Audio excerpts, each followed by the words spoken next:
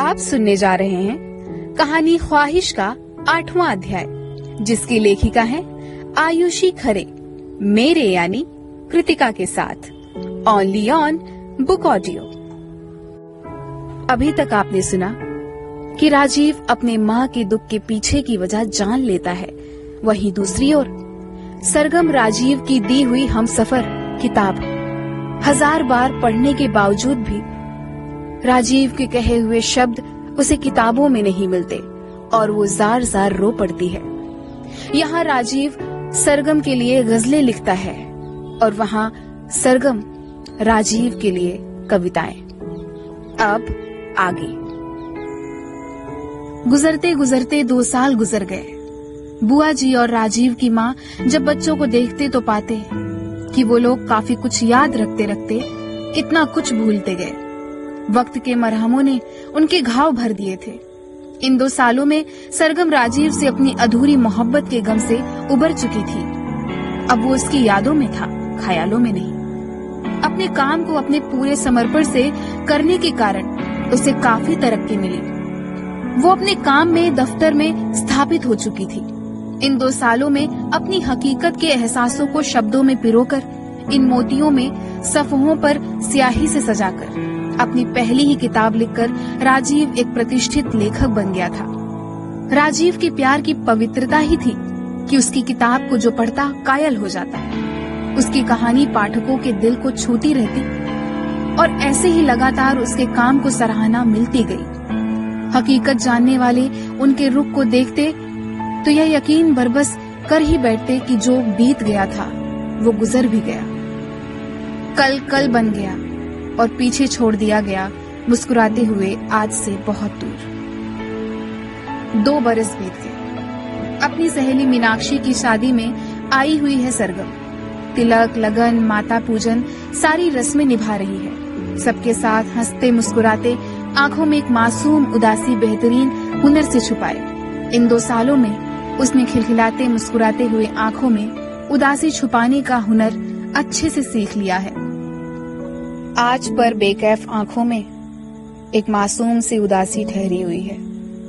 वो नन्ही उदासी जिसे मेरे अलावा उसकी निगाहों में कोई पहचान ही नहीं पाता, मेरे सिवा कोई भी नहीं, क्योंकि यह उदासी उसे मैंने ही दी है। शादी समारोह में सरगम को एक नजर देखकर राजीव के जहन में इतने ख्याल कौंध गए। उसे तो यह भी नहीं पता कि जो लड़की मीनाक्षी इत्तेफाक से उससे मिलकर बनते बनते उसकी बेहद खास दोस्त बन गई है, जिसकी शादी में आज वो अजीज दोस्त के तौर पर रस्मों में शामिल हो रही है, वो मेरी ही कजिन है, मेरी छोटी बहन। इससे मैंने ही इल्तिजा की थी कि नए शहर में सरगम के साथ रहे, उसे अकेला नहीं छोड़े।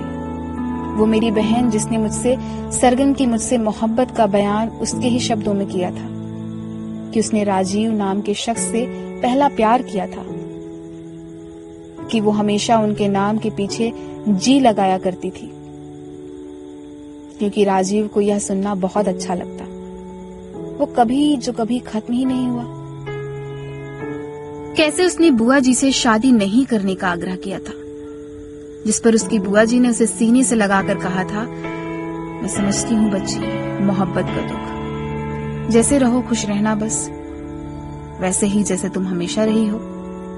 हर्फ दर हर्फ मीनाक्षी ने राजीव को बताए थे बीते वक्त।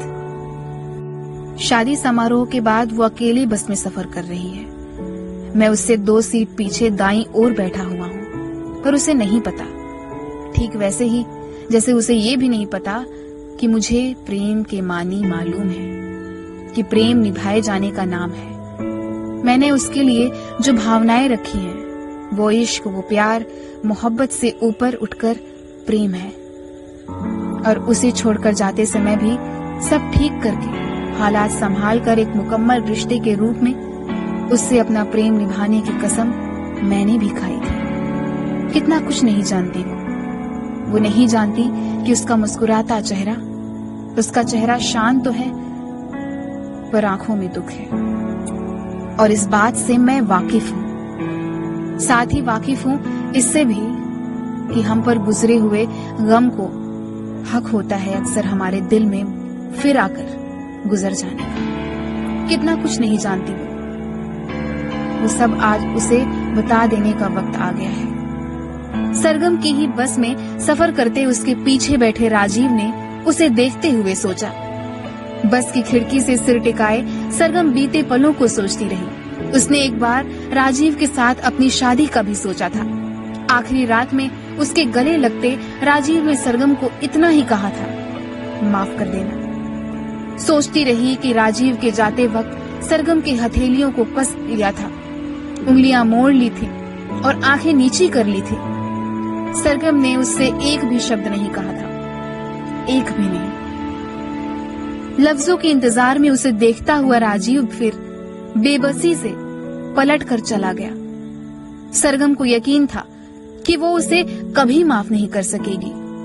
मोहब्बत का उस पर मगर ऐसा जब्त था कि गालों से ढुलकता हर आंसू उसी की सलामती की दुआएं पढ़ा करता था, जिसने उसे सिर्फ आंसुओं की सौगात सौंप दी थी। जाने वाले को सिर्फ दुआ देना चाहिए। कहीं पढ़ा था उसने यह वाक्य, जो वक्त हकीकत में उसके थक हार कर शांत पड़े मन और बैठे हुए दिल से बार बार गुजर रहा था। नीची आंखें किए सरगम अपने कमरे में दाखिल तो हो गई थी, पर दहलीज पर अपने आप को इस कसम में बांधते हुए कि वो राजीव को कभी माफ नहीं करेगी, कभी फोन नहीं करेगी, बिल्कुल फोन नहीं करेगी। उसे अपने से जुड़े हर माध्यम से दूर कर देगी। और ऐसी हर बंदिश के इसरार पर न जाने कितने आंसू उसकी आंखों में बरसते रहे थे। एक एक सांस में कितनी ही सिसकियां उभरती रही थी और उसका मासूम दिल कितने ही टुकड़ों में टूटता रहा था। बस में खिड़की से बाहर एकटक देखती हुई सरगम को गुजरा हुआ वक्त फिर याद आ गया। याद वो शख्स और उससे वाबस्ता हर लम्हा जो कभी उसके जहन से ओझल हुआ ही नहीं। पर आज बात अलग थी। सरगम की आंखों में अजीब सी तरावट थी। उसकी रूह को अजब सा सुकून था। उसने आंखें बंद कर ली और अपने अंदर झांक कर देखा। सीने में, वहां जहां दिल होता है, जहां भावनाएं होती हैं, आज वहां राजीव के लिए जरा सी भी शिकायत नहीं थी। सारे शिकवे गिले खुद ब खुद मिट गए थे। समय ने धीरे धीरे उसके दिल पर पड़े सारे घाव भर दिए थे और फिराक के जो निशा रह गए थे वो उसे जान से भी प्यारे थे। वो उसके प्यार की बेशकीमती अमानत थे, जिनमें वो मोहब्बत, दुख और सुकून तीनों को जी लेती थी। उसने राजीव को माफ कर दिया था, हाँ, बिना जवाबों के, बिना किसी अनुबंध के और राजीव की ओर से मिली बिना किसी समझाइश के। हम उससे कभी नफरत नहीं कर पाते जिससे हम प्यार करते हैं। इस शगुफे के ख्याल में आते ही एक शांत मुस्कुराहट सरगम के लबों पर फैल गई। उसने पर्स में से अपना मोबाइल निकाला और राजीव के नंबर पर कॉल कर दिया। राजीव का फोन दफतन बज गया। स्क्रीन पर उसका नाम है। 2 साल से भी ज्यादा हर पल यह नाम यहाँ देखने का बेतहाशा इंतजार करता आया है वो। राजीव के चेहरे पर एक मुस्कान खुद ब खुद खिल गई। उसने फोन रिसीव किया। राजीव जी, वही प्यारी आवाज, सरगम, उसका नाम। कहाँ हैं आप राजीव जी? मुझे आपसे मिलना है। एक दुख भरा सवाल, जो सवाल से ज्यादा दर्द बयां करता था। दोस्तों, इस एपिसोड में आपने सुना कि राजीव को उसकी मंजिल मिल गई, सरगम। लेकिन अभी मुश्किल कम नहीं हुई है।